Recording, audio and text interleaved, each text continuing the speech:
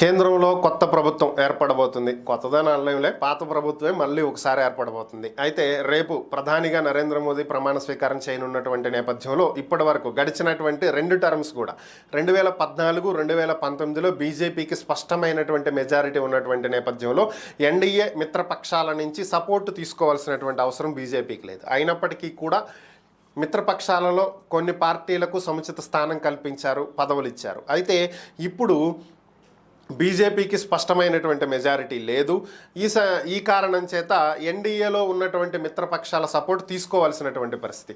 అందులోనూ ముఖ్యంగా బీజేపీ తరువాత స్థానంలో 2వ స్థానంలో ఉన్నటువంటి అతిపెద్ద పార్టీ 16 మంది ఎంపీలతోటి టీడీపీ. సో ఆ తర్వాత 3వ స్థానంలో ఉన్నటువంటి పార్టీ జేడీయూ. సో మరి వీళ్ళలో ఎవరికి ఏ స్థానాలు ఇస్తారు? ఇప్పటికే ఏపీ నుంచి చాలా కథనాలు వినిపిస్తూ ఉన్నాయి. ఇంకేముంది, ప్రత్యేక హోదా గురించి చంద్రబాబు గారు మాట్లాడారు.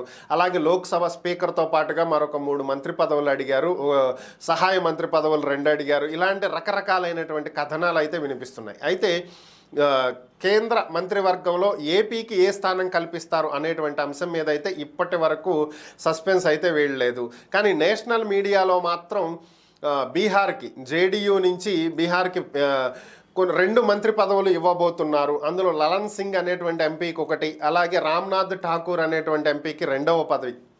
సో వీళ్ళిద్దరికీ కేంద్ర క్యాబినెట్లో చోటు కల్పించబోతున్నారు అనేది ఒక వార్త. మరి జేడీయూకి 3వ స్థానంలో ఉన్న జేడీయూకి కన్ఫామ్ అయిపోయింది, కానీ 2వ స్థానంలో ఉన్న ఏపీకి మాత్రం ఇంతవరకు కన్ఫామ్ కాలేదు, టీడీపీకి.